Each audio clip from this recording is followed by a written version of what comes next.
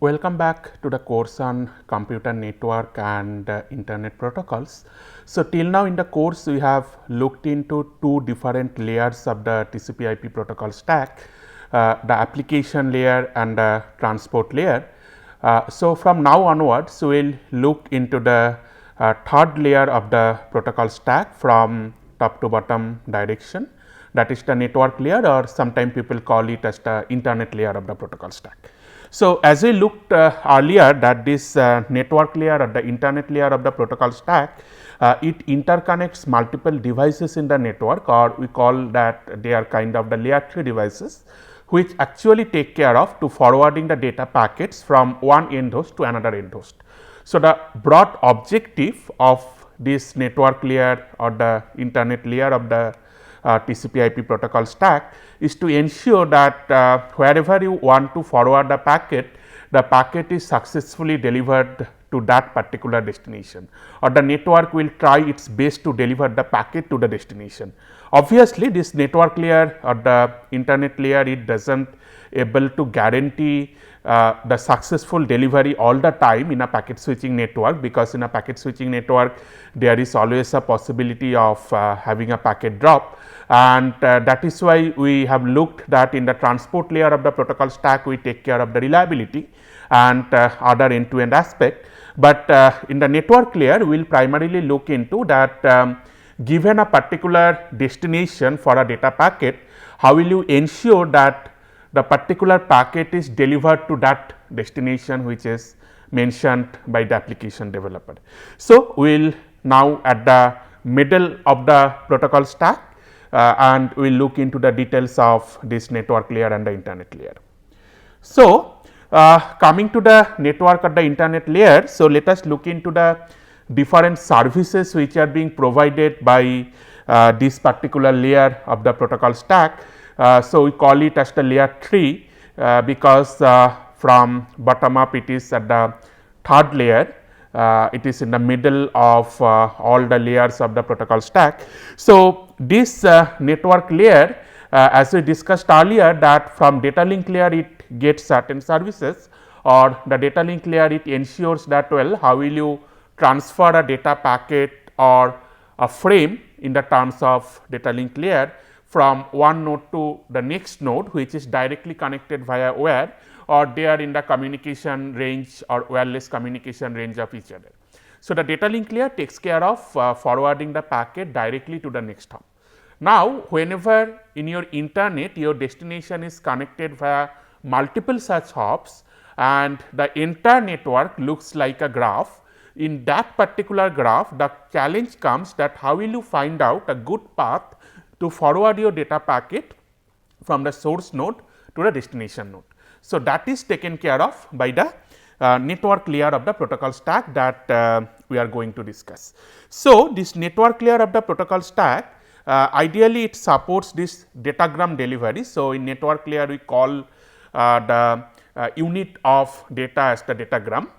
So, this is a kind of unreliable datagram delivery in the context of TCP/IP protocol stack and for the context of packet switching network, because as we have learned earlier that in case of packet switching there is no guarantee that you have sufficient space that will be there in the intermediate buffer or the network buffer.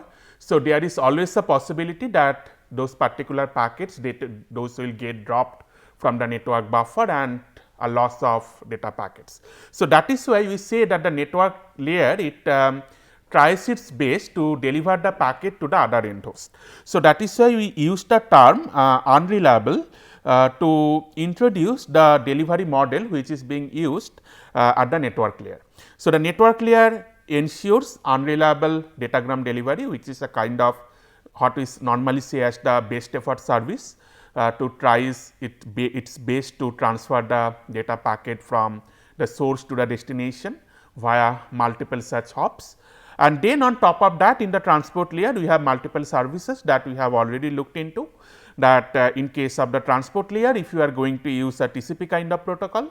So, the TCP kind of protocol will ensure the reliability by utilizing the retransmission of the data packets. So, that we have already looked into.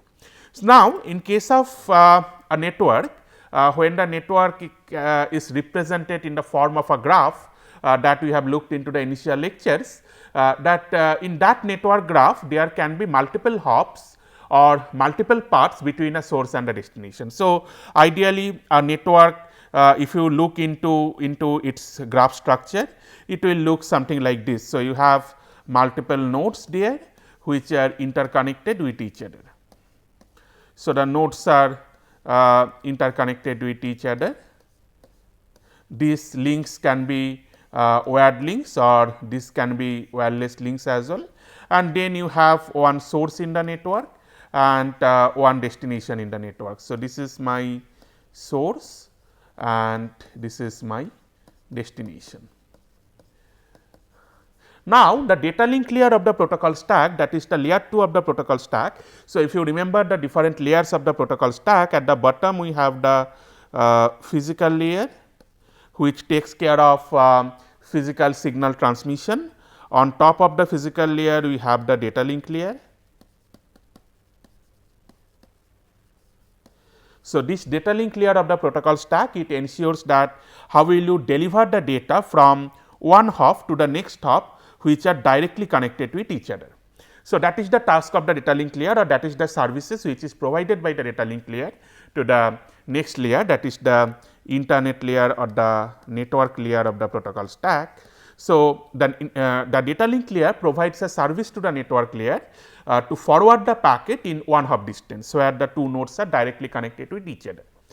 Now, whenever you are going to the network layer and you need to forward a packet from the source to the destination, and your entire network can be represented as a network graph, where each of these circles or each of these nodes represent a network router, or sometime we call them as L3 switches or the layer 3 switch.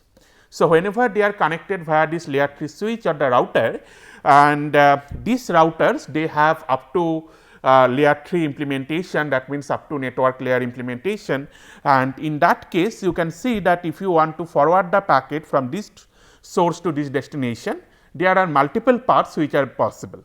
So, one path is like you can follow this particular path to forward the packet from the source to destination, or you can follow another path, say this path to forward the packet from the source to the destination.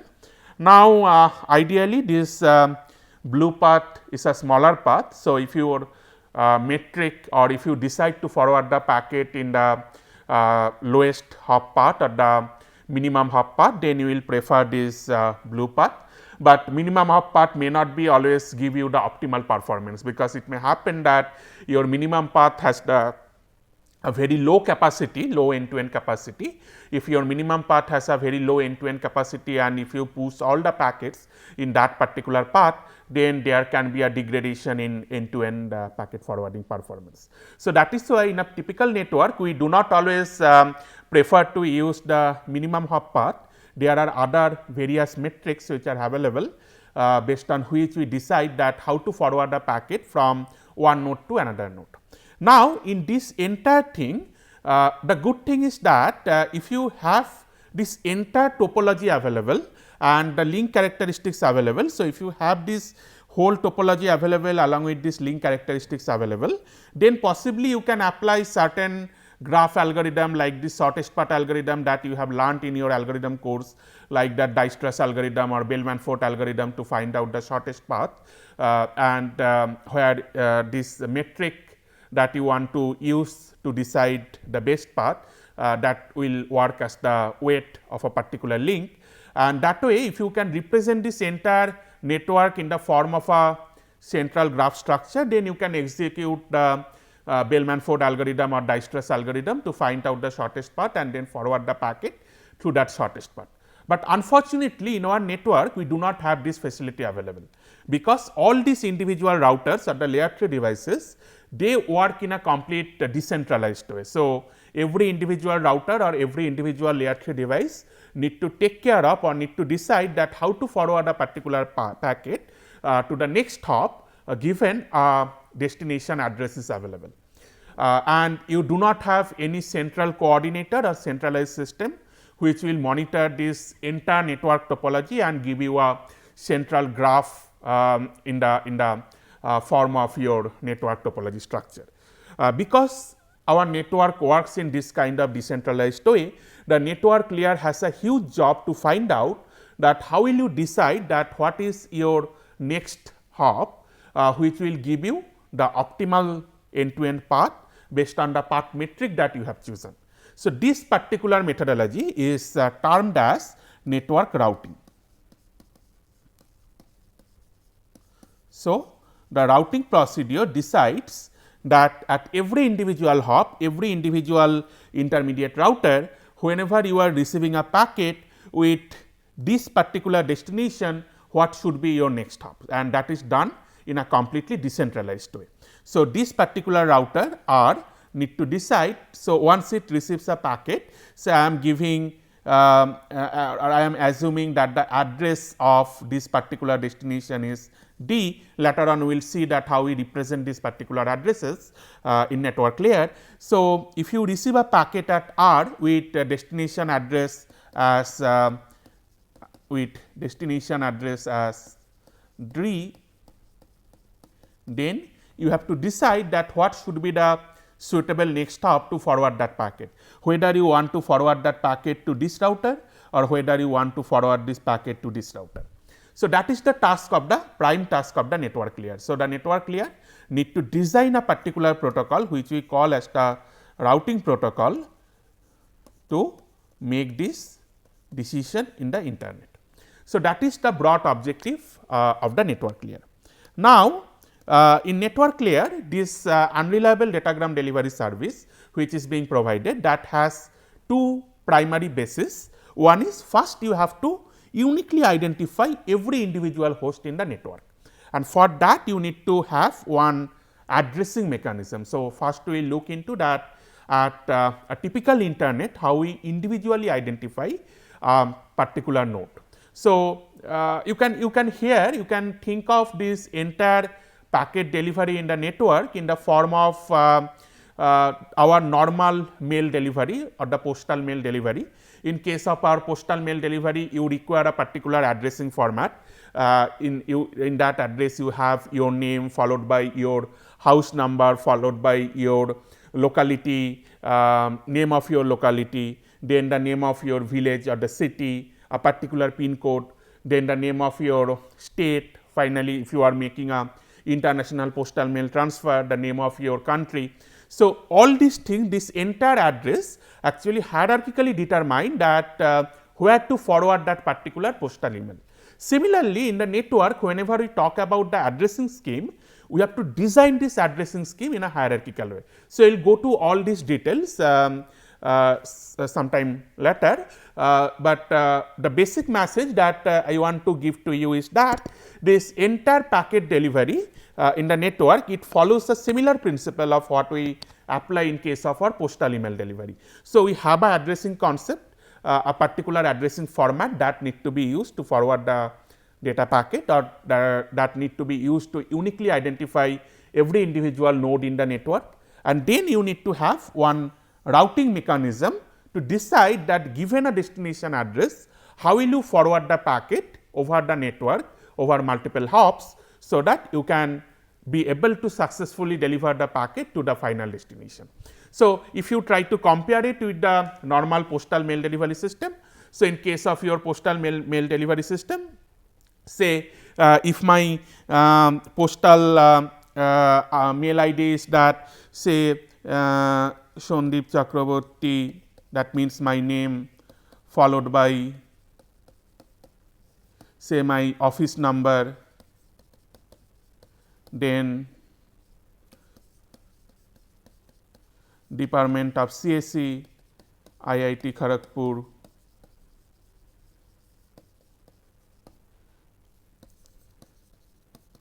West Bengal, India. Now, this is my postal mail address, and in this postal mail address there is a kind of hierarchical notion. So, whenever someone is wanting to forward a postal mail to my address, they have to first forward it to the say head post office of India, then from there it will be forwarded to West Bengal, From there it will be forwarded to say Kharagpur. From Kharagpur it will be forwarded to IIT Kharagpur, and then finally it will be forwarded to my office which is in my name. So, that way in a hierarchical way this entire postal mail is being forwarded, and whenever we apply this routing mechanism over the internet, we also apply this kind of hierarchical concept. So, in this entire discussion of network layer protocols, we will look into that. First of all, how will you individually identify every host with certain address which has this kind of hierarchical nature, and number 2, given a address in this hierarchical format, how will you decide where to forward a particular packet. Okay. So, that are the broad services which are being provided by the network layer or the internet layer.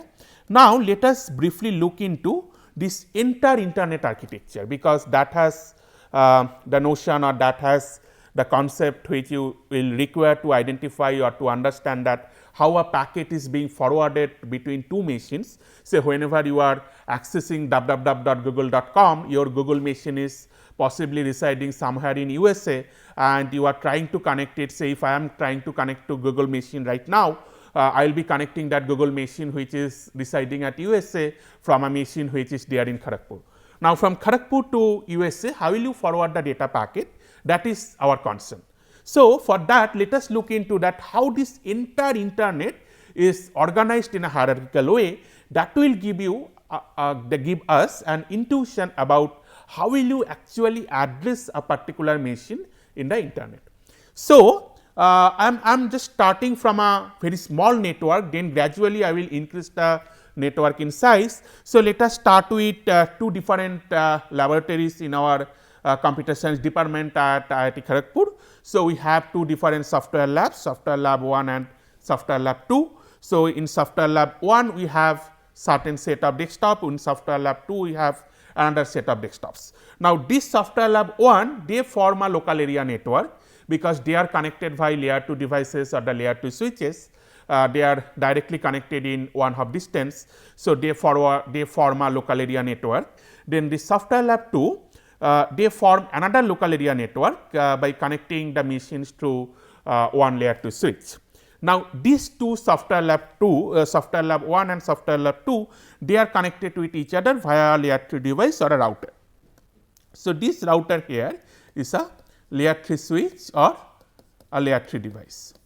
Well, now here by connecting two different local area network or LAN 1 and LAN 2, I have constructed one network which is the computer science and engineering network at IIT Kharagpur.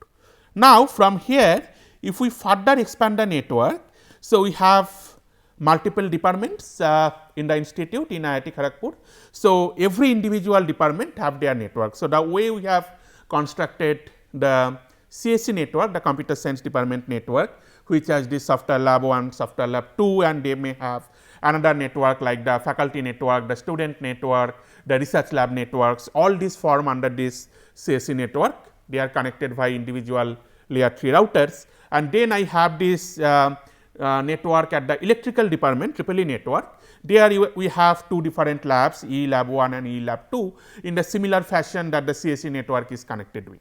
Now, these two network, the CSE network and the E network, they are again connected via another router or another layer 3 devices. So, this is my layer 3 switch or the router which is connecting the CSE network with the EEE network, and this entire network, that means the individual departmental network. So, this is just a snapshot of the example. So, that way I have multiple other networks like say mechanical network, the mechanical department network, then different home network or the administrative network. So, all these different network which are there inside IIT Kharagpur, they are getting interconnected with each other with these layer 3 switches or routers, and they form the entire IIT Kharagpur network. Now, in India we have multiple such institutes. So, in IIT Kharagpur we have this way one network, then in IIT Bhubaneswar there is another network. Every network has this way the hierarchical way in a top down approach. Now, these two network, the IIT Kharagpur network, IIT Bhubaneswar network, as well as say IIT Mumbai network, IIT Kanpur network, all those networks are connected with each other through multiple such again layer 3 devices or the routers, and they form the RNet network. So, Education and Research Network of India. So, this RNet, it is basically a government initiative to interconnect different such networks or different educational institute altogether. So, we call it as Educational and Research Network of India. So, that way the name RNet came from. So, this RNet network, they interconnects all these different network together. Now, if we again go up to the hierarchy, I have this RNet network which interconnects multiple such institutes and several other networks, say the BSNL network. So, this BSNL network has their public network and the corporate network, you have the Airtel network, you have say Vodafone network, all these networks they are inside internet, they are again connected with each other and they get the service from in India from Bharti Airtel. So, all of them are connected under this Bharti Airtel network. So, that way this entire internet architecture they follows a hierarchical fashion or a hierarchical architecture. So, that is the thing, that is the entire architecture of the internet, and inside this internet the individual network that we are talking about, where the network is solely managed by one administrator, one or multiple administrators, we call them as a autonomous system. So, formally an autonomous system is a set of local area network for an administrative domain identified by a unique autonomous system number, and the routing policies are inside that autonomous system are controlled by a single administrator. Now, in internet one interesting idea is this routing policy, that so as I have mentioned earlier that whenever you are deciding about how to forward your packet from one machine to another machine, and if you represent this entire internet in a graph structure, then the interesting factor comes that how will you assign the link weight, that what will be your metric for deciding the best routing. Now, this metric for deciding the best routing, that can be independently chosen by the corresponding network administrators. So, that is why in case of the definition of autonomous system, we say that these routing policies they are controlled by a single administrator. So, in general inside an autonomous system we follow a single routing policy, but well there can be autonomous system where multiple routing policies are followed altogether. And this entire ISP structure they form a nice hierarchical architecture. And if you look into this autonomous system graph for India, it looks something like this. So, this edge, these dark edges, they are actually individual numbers. So, you can go to this site labs.apnic.net. So, this APNIC they actually maintains the autonomous system inside India.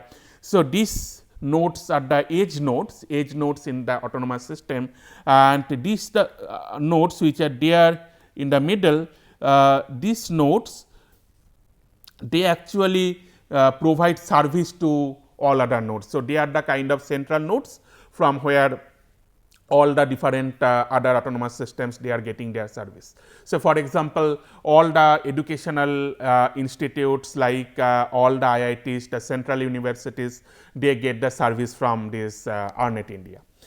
So, that way this entire hierarchy is being formed for the autonomous systems, and this tiering architecture looks something like this. So, here we have the internet service providers. The internet service providers are the autonomous system that provides internet connectivity to another group of autonomous systems or the end users. So, here we have the end users in the internet. Now, these end users of the internet they are connected to certain ISPs, internet service providers. They are kind of tier 3 network or tier 3 autonomous system. From there, so here we have these 2 tier 3 autonomous systems in this diagram, in this particular diagram.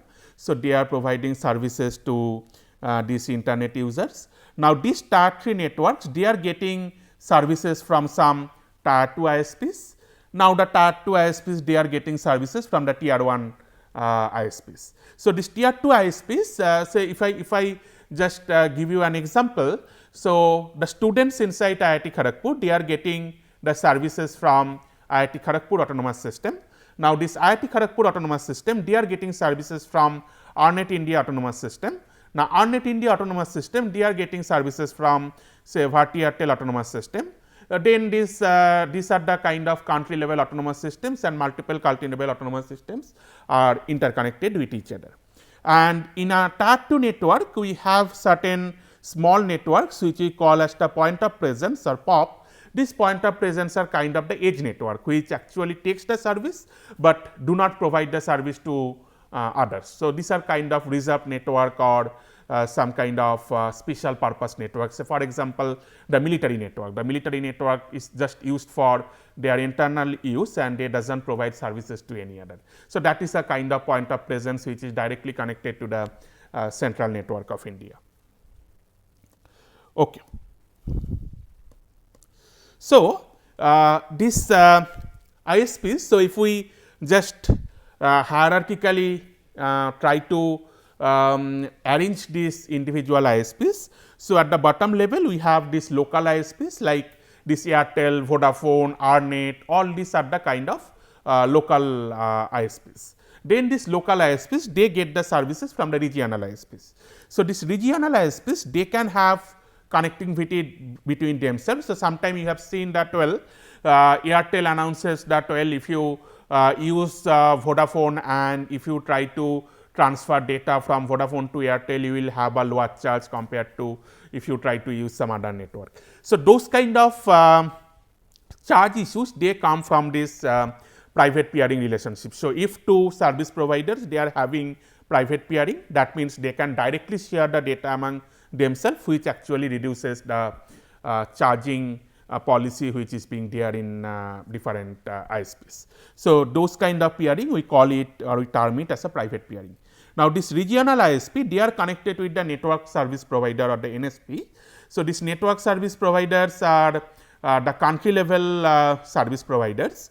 They are connected to it internet exchange points. So, all the different national level ISPs or the NSPs, they connected to it each other globally with this network exchange point. So, this network exchange point actually helps you to transfer a packet from say from India to USA. So, India has one country level ISP or the NSP, USA have one or more country level ISP or NSP.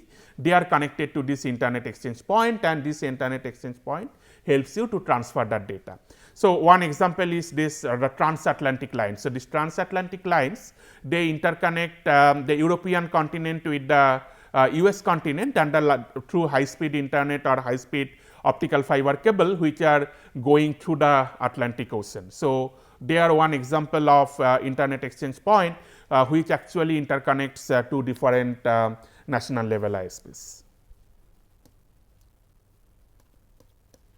Okay. Now, whenever you are forwarding the packet, so the packet goes in this way. So, from your machine, the packet goes to the local ISP. Now, from this local ISP, it goes to the regional ISP. From regional ISP, it goes to the national ISP or the NSP. From there, it goes to the transit ISP.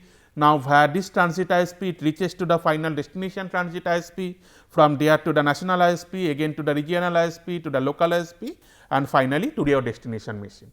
So, that way, in a hierarchical fashion, the packet is being forwarded the way we forward the normal postal mail. Say, whenever you are forwarding a postal mail from India to USA, so you forward it to your local post office, the local post office forward it to the regional post office forward it to the country level central post office. The central post office then forward it to the say the USA post, again in the state level, then the regional level, then your local level, and then finally the things are getting delivered. So, the similar concept is being used in the internet.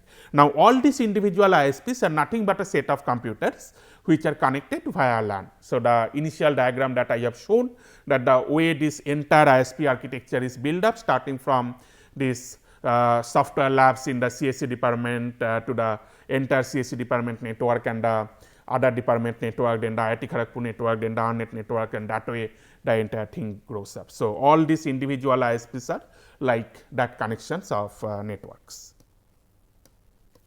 Well, now the thing is that, so the first requirement that we have looked into, that how will you address a particular machine in this kind of architecture. So, this addressing scheme actually comes from this hierarchical concept. So, whenever you want to forward a packet from say host 1 to host 2, you need to forward the data packet from one network to another network via multiple other such intermediate networks. So, here as I have mentioned that every autonomous system has a unique autonomous system number. So, say these numbers denote the autonomous system numbers 10, 11, 12 and 13. Now, one host is connected to autonomous system 10, your destination is connected to autonomous system 12, and whenever you are forwarding a packet, you are forwarding the packet from basically from this network, the network of AS10 to the network of AS12 via either the network of AS11 or network of AS13. So, whether you are going to use AS11 as your intermediate network or AS13 as your intermediate network, that will be decided by your routing protocol. So, that is one requirement. The second requirement, the interesting fact is that the address that you are going to provide every individual host, that particular address should identify a network as well as a unique host inside the network. So, whenever you are forwarding a packet, say from IIT Kharagpur to IIT Bombay, the postmaster first need to understand IIT Bombay. So, once the mail is being delivered at the IIT Bombay local post office from IIT Kharagpur post office, then the IIT Bombay post office will try to uniquely identify that person inside IIT Bombay and deliver the mail to that particular person. So, similar concept is applied here. So, the first the network will try to find out that this particular host is inside AS12. So, I need to forward the packet to AS12. So, once the packet is being forwarded to AS12, then you have to uniquely identify that which host inside AS12 need that packet or is the final destination of that packet. So, that is why the network address that you are going to design, that should identify the network as well as the host inside the network. So, you can have multiple hosts inside autonomous system 12. So, you have to identify autonomous system and at the same time these individual hosts inside the autonomous system. So, in the next class we will look into that how we can use a hierarchical addressing mechanism in network layer based on that widely used network protocol that we call as the IP protocol or IP to design such kind of address. So, see you again in the next class. Thank you.